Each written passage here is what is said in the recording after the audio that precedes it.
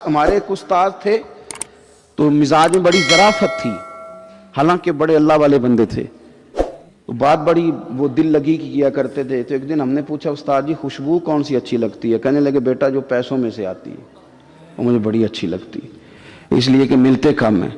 ہمارا نا جب اس طرح کا ذوق بن جاتا ہے نا، آپ مزاج بنا لیتے ہیں پیسوں کا، لوگ سمجھتے ہیں کہ غریبی کا ڈر شاید زیادہ ڈر ہے، لیکن کبھی آپ دروازہ رسول پہ جائیں نا تو حضور نے تو کوئی اور ڈر بیان کیا ہے۔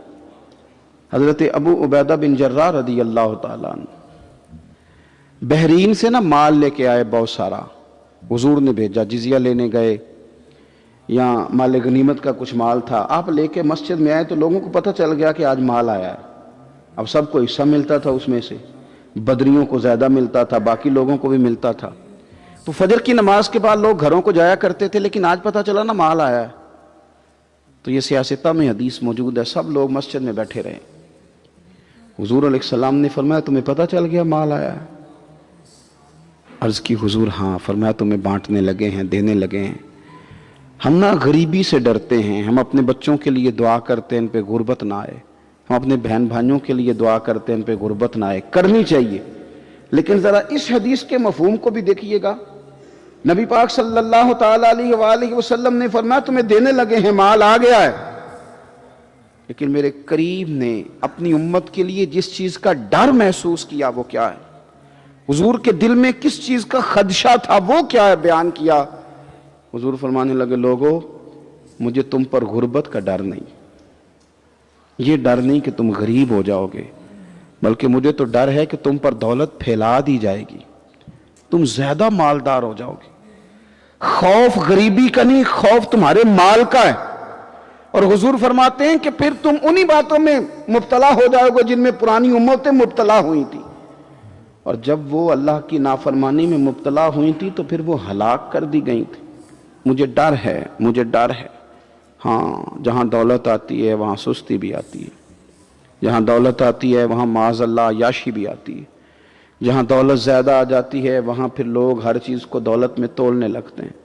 جہاں دولت زیادہ آتی ہے میرے بھائی، پھر لوگ سمجھتے ہیں کہ ہر چیز میں خرید لوں گا، پھر لوگوں کے ذہنوں کے اندر اس طرح کا فطور آتا ہے۔ حضور نے فرمایا مجھے ڈر ہے تمہارے دولت مند ہونے کا، ڈر ہے دولت مند ہونے کا۔ یارو اپنے پیسوں سے ڈرا کرو، اپنی جائیدادوں سے ڈرا کرو، اپنے مال سے ڈرا کرو، وہ ہم نے جو بڑے بڑے محلات تعمیر کرنے شروع کیے ان سے ڈرا کرو، اس لیے کہ حضور نے فرمایا مجھے ڈر ہے۔ حضرت ابو بکر صدیق رضی اللہ تعالیٰ عنہ تشریف فرما تھے۔ ہمارے نا بچے بہت زیادہ آسانی مانگتے ہیں۔ اقبال نے کہا لہو مجھ کو رلاتی ہے جوانوں کی تن آسانی۔ جب میں جوانوں کا مزاج دیکھتا ہوں نا کہ اتنے آرام پسند ہو گئے ہیں تو پھر میری آنکھوں سے لہو بہتا ہے۔ لہو مجھ کو رلاتی ہے جوانوں کی تن آسانی، ان کا وجود اتنا آسانی کا ماحول لینا چاہتا ہے، ذرا سی بھی کوئی تکلیف آپ دیکھ لیں، لائٹ بند ہو جائے تو مصیبت کھڑی ہو جاتی، کسی جگہ چند منٹ کے لیے آدھے گھنٹے کے لیے ٹریفک بند ہو جائے تو مثلاً کیا ہو جائے گا، لیکن یہ کہ طبیعتوں میں تلخی، اور جب وہ گاڑیاں آہستہ آہستہ چلتی ہیں تو ایک دوسرے سے آگے بڑھنے کی وہ شدت، وہ ہمارے مزاج میں ایک دوسرے کے بارے میں دل میں بڑے بڑے جملے، کیوں؟ اس لیے کہ ہماری طبیعت آسانی پسند ہے، ذرا سی بھی کوئی رکاوٹ ہم نہیں برداشت کرتے، تھوڑی دیر کے لیے ٹھہرنا پڑ جائے ہمارے لیے بڑا مشکل کام ہے۔ آپ ہمیں ہماری مرضی کے خلاف کوئی بات کر دیں تو ہمیں بگڑا ہوا سمجھیں، ہماری طبیعت میں وہ آسانی ہے۔ یہ آسانیاں انسان کو پھر بڑے بڑے کام نہیں کرنے دیتی، پھر انسان کمزور پڑ جاتا ہے، پھر وہ کوئی کسی انقلابی تحریک کا کبھی حصہ نہیں بن سکتا۔ اگر وہ بڑی صلاحیت بھی رکھتا ہو تو وہ زندگی میں کوئی کارنامہ سر انجام نہیں دے پاتا، کیونکہ طبیعت میں آسانی آ گئی، اس کا مزاج ہی نہیں۔ جس بندے کو گرمی زیادہ لگتی ہے وہ کیسے آگے بڑھے گا؟ یہ سیٹھوں کے بیٹے، مالداروں کے بیٹے، پیروں کے بیٹے، بڑے بڑے جناب مشائخ کے صاحبزادگان الا ماشاءاللہ، آگے نہ بڑھنے کی وجہ کیا ہے؟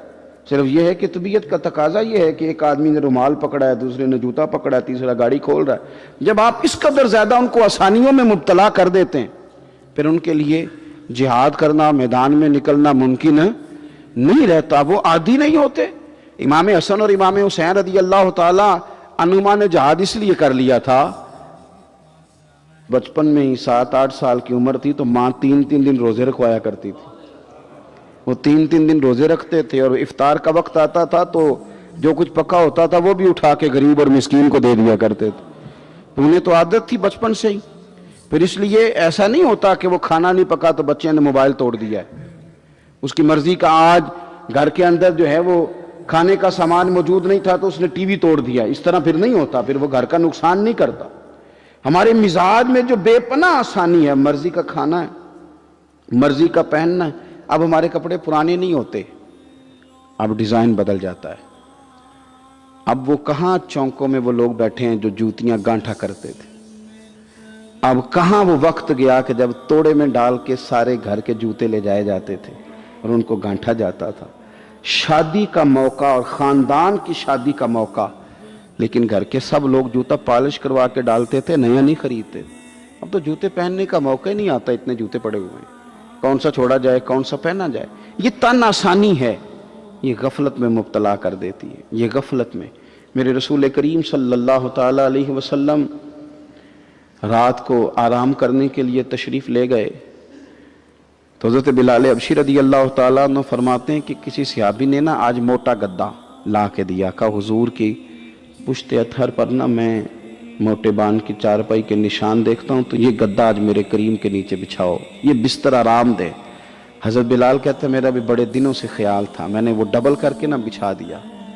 हुजूर ने आराम किया, मेरे दिल को बड़ी तसल्ली हुई। सुबह महबूब तशरीफ लाए, फरमाया रात मेरा बिस्तर किसने बिछाया था?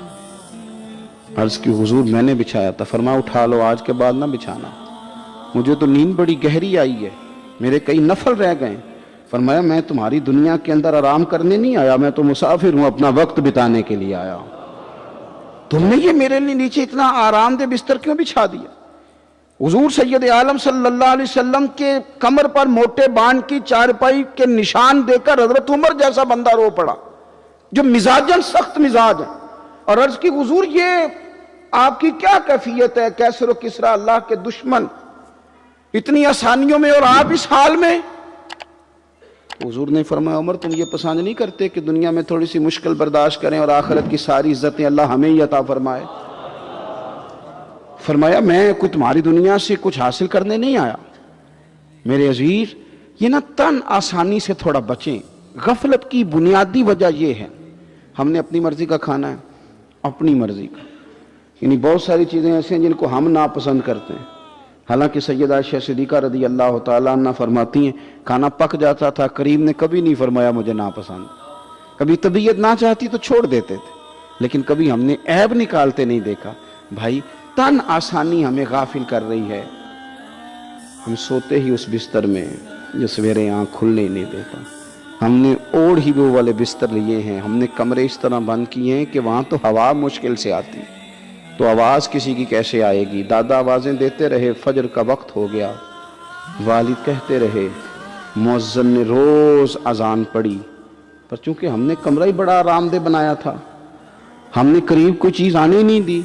ये थोड़े दिन पहले हमारे शहर का वाक़या, एक साहब ने ज़िला गुजरांवाला के गांव में एक साहब ने क्या किया है, उन्होंने कहा कि जनाब मैं तुम्हें रोज़ मना करता हूं कि अजान पढ़ा करो, बाद में नात ना पढ़ा करो, सोना होता है। अजान हो गई, ख़त्म हो गई, तुम एक नात भी सुनाते हो। इसी बात पर उस शख्स को बाहर बुलाया और गोली मार दी, बंदा मार दिया। तो मेरी नींद में खलल वाक़या करता है, तो वो तो अब्दी नींद सो गया है, तो क्या आप सारी उम्र जागते रहेंगे? आपको भी सोना है, आपको भी जाना है, कब्र में पहुंचना है। ये गाफिलों वाली जो जिंदगी है ना, ये तबाह कर देती है, तबाह। और बहुत सारे लोग ऐसे हैं फिर उन पर पक्की मोहरें लग जाती हैं, फिर वो जागना भी चाहे तो आंख नहीं खुलती, फिर उठना भी चाहें तो बेदारी नहीं होती। इसलिए कि सोते को जगाना आसान होता है, जागते को जगाना बड़ा मुश्किल काम। हज़रत अबू बकर सिद्दीक़ रदी अल्लाह ताला अन्हु अमीरुल मोमिनीन है।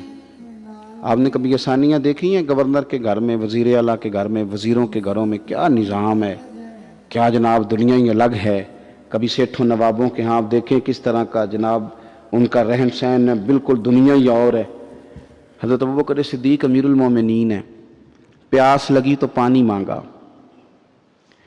लोगों ने शहद मिला के पानी पेश किया, पानी मुंह के करीब गया तो जनाब सिद्दीक अकबर के बगैर किसी इख्तियार के छम छम आंसू बहे। इतना रोए कि लोग कहते हमें पता कोई नहीं था बात क्या है, पर अबू बकर का रोना देख के हमारा भी रोना निकल गया। पता नहीं था हुआ क्या है, किस वजह से रो रहे हैं ये नहीं पता था। उनको रोते देखा तो हम भी रो पड़े। देर तक वो आहें लेते रहे, सिसकियां भरते रहे, आंसू बहाते रहे, तड़पते रहे, लोटपोट होते रहे। अजीब कैफियत हमने देखी। बड़ी देर के बाद वो संभले, अर्ज की अमीरुल मोमिनीन हमें भी बतलाइए, इतने आंसू, इतने आंसू। जनाब सिद्दीक अकबर रदी अल्लाह तआला अन्हु फरमाने लगे, मैं ना एक दिन हुजूर की बारगाह में हाजिर था, तो नबी करीम अलैहिस्सलाम किसी चीज़ को फरमा रहे थे, हट जा मुझसे, दूर हो जा मुझसे, दूर हो जा मुझसे, दूर हो जा। तो फरमाते हैं मैंने बाद में अर्ज़ की, हुजूर आप किस चीज़ को हटा रहे थे? तो हुजूर फरमाने लगे, मेरे पास दुनिया आई थी, तो मैंने उसे कहा तो मुझसे दूर हो जा, मेरे करीब ना, दूर हो जा। तो हुजूर फरमाते हैं वो मुझसे चली गई, पर जाती दफ़ा कह गई है कि हुजूर आपने तो मुझे अपने से दूर कर दिया, पर आपके बाद वाले मुझसे बच नहीं सकेंगे, वो मुझे कबूल कर लेंगे, वो मुझे बड़ी बड़ी सेफ अलमारियों में जगह देंगे, वो तिजोरियों में भर लेंगे, वो मुझे रख लेंगे, पसंद कर लेंगे। हुजूर ने फरमाया तू हट जा। हज़रत सिद्दीक़ अकबर फरमाने लगे, मैं पानी मांगता हूँ, मुझे शहद देते हो, मुझे दुनियादार ना कर देना, मुझे इस आसानी में मुब्तला ना कर देना, मुझे डर लगता है उन लोगों में ना हो जाऊं जिन पर दुनिया फैला दी गई, फिर वो अल्लाह के जिक्र से गाफिल हो गए। भाई कितने दुख की बात है कि कुछ लोगों ने पिछले रमज़ान शरीफ को कुरान मजीद खोला था, यानी एक महीने में भी एक कुरान शरीफ हम ख़त्म नहीं कर पाते। क्या हम रोज़ फ़ोन नहीं सुनते? क्या हमारे पास जो SMS आते हैं उनके जवाब नहीं देते? क्या हम अपनी मर्ज़ी से अपनी तबीयत के मुताबिक नींद पूरी नहीं करते? क्या हफ्ते में 1-2 दफ़ा हम बाहर से जाके खाना खाने का प्लान नहीं करते? सारे काम हम कर रहे हैं, टाइम निकल रहा है, दोस्तों के साथ मुलाकातें हो रही हैं, खुशगपियाँ जा रही, तो क्या वजह है? कुरान पाक हमारा महीने में 1 दफ़ा ख़त्म क्यों नहीं होता? दरूद पाक की मजालिस हम कायम क्यों नहीं करते?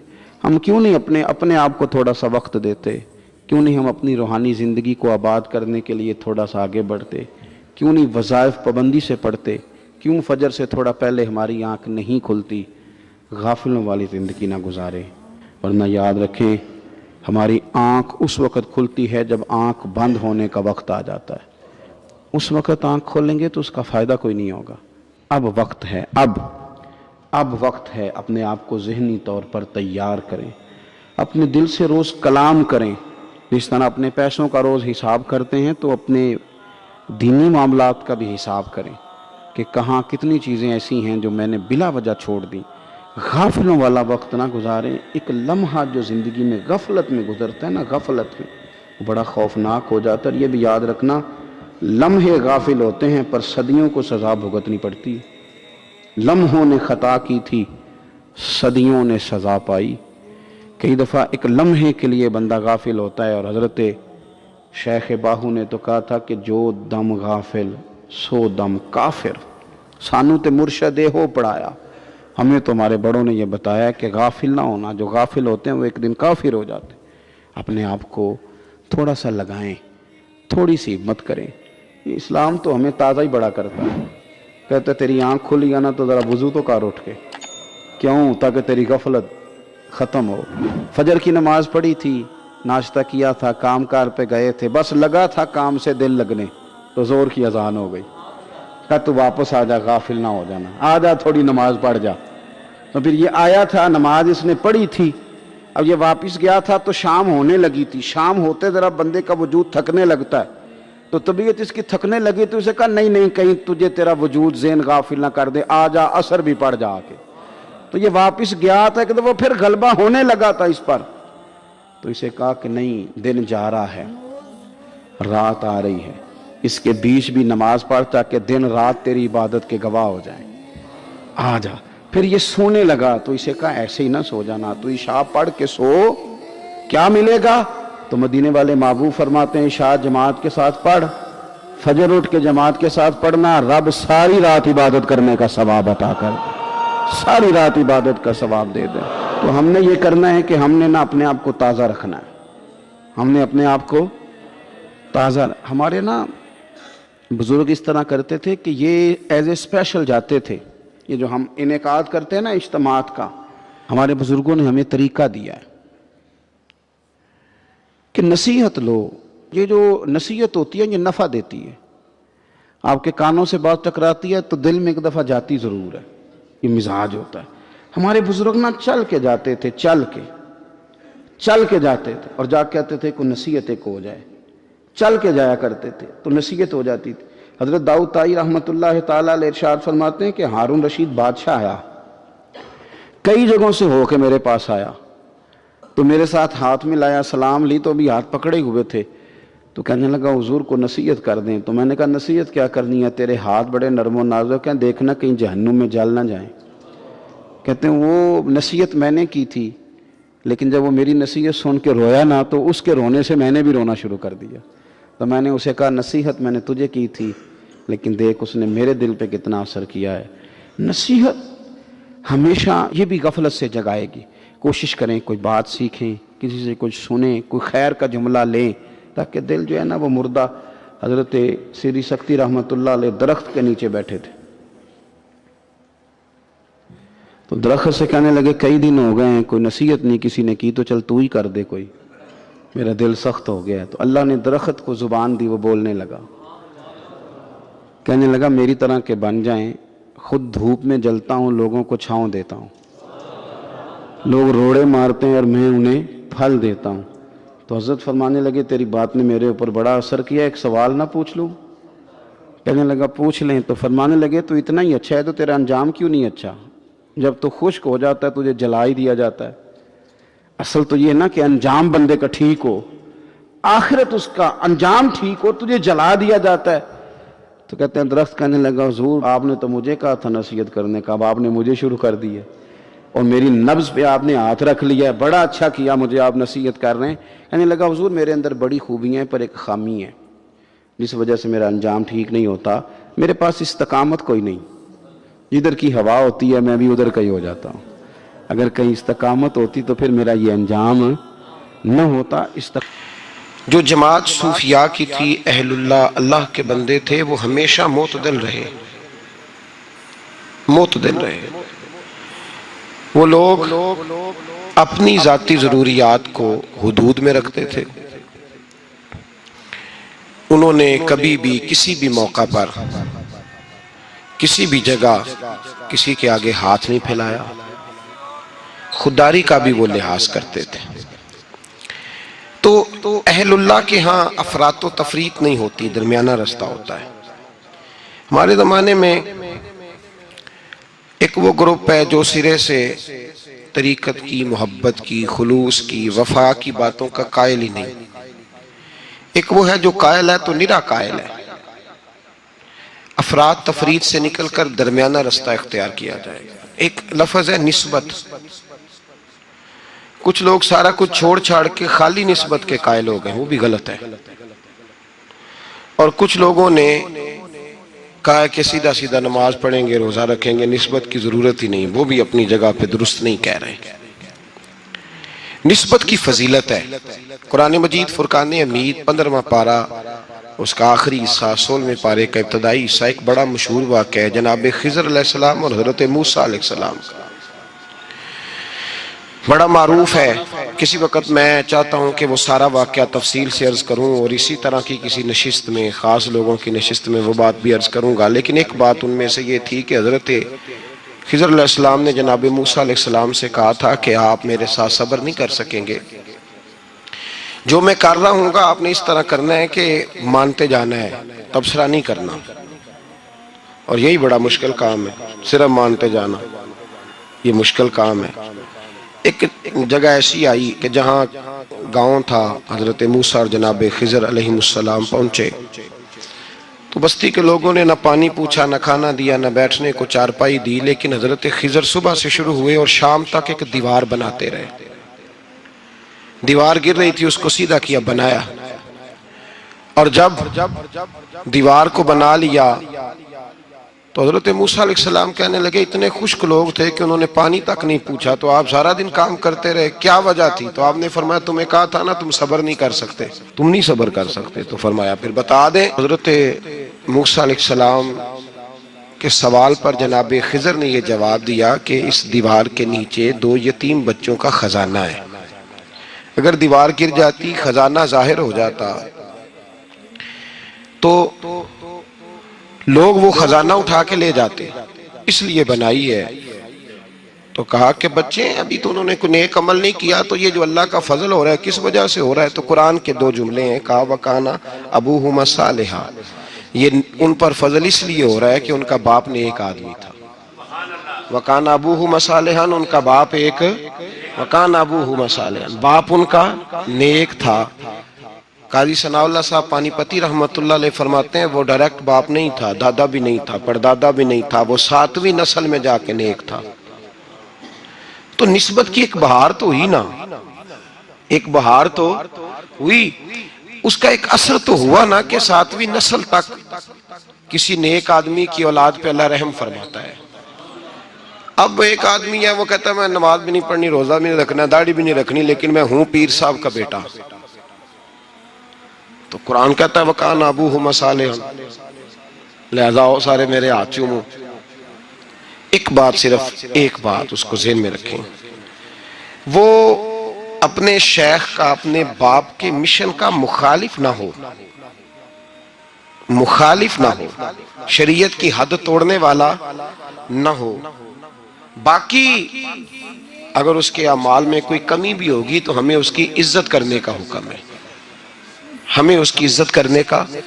حضرت سیدنا نوح علیہ السلام کا بیٹا جناب نوح کے مشن کا مخالف تھا، وہ انکار کرتا تھا حضرت نوح علیہ السلام کا۔ تو قرآن مجید نے کہا کہ نوح یہ تیرا بیٹا ہی نہیں۔ تو ایسے آدمی کی عزت کرنا ہمارے لیے بہتر، یہ افراط و تفرید ہے۔ کچھ لوگ کہتے ہیں جی پیر صاحب کا بیٹا ہوگا تو گھر ہوگا، اگر اس کے اندر زیادہ خوبی پائی جاتی ہے تو ہم اپنے شیخ کی وجہ سے، اپنے استاد کی وجہ سے، جو کہ نسبتوں سے نسبتیں ہوتی ہیں نا، نسبتوں سے، نبی پاک صلی اللہ علیہ وسلم نے فرمایا تیری ساس اور تیرا سسر تیرے ماں باپ ہیں۔ کس کی وجہ سے؟ جی بیوی کی وجہ سے۔ کس کی وجہ سے؟ چاہے ان کے ساتھ ایک رات انسان ایک مکان میں ایک رات بھی نہ گزری ہو، چاہے ایک دن بھی کھانے پہ کٹھے نہ ہوئے ہوں کوئی، تو کس وجہ سے ماں باپ ہو گئے؟ یعنی نسبت کی وجہ سے۔ نسبت اس کا ایک اثر ہے، اس کی ایک حیثیت ہے دین میں۔ نسبت کا احترام کیا جائے گا، نسبت کا ادب کیا جائے گا۔ نسبت سے اعلیٰ حضرت فاضل بریلوی رحمت اللہ تعالیٰ علیہ سے کسی نے مسئلہ پوچھا کہ جناب مسجد کی کوئی چیز ہے تو اگر ہم وہ بیچیں، فالتو ہو گئی یا اضافی ہے تو بیچ سکتے ہیں؟ تو اعلیٰ حضرت نے فرمایا بیچ تو سکتے ہو، پر شرط یہ ہے کہ جس کو بیچو اس کو کہو کہ کسی غلط جگہ اور تو ناپاک جگہ استعمال نہیں کرے گا، مسجد کی چیز ہے پاک جگہ استعمال کرے گا۔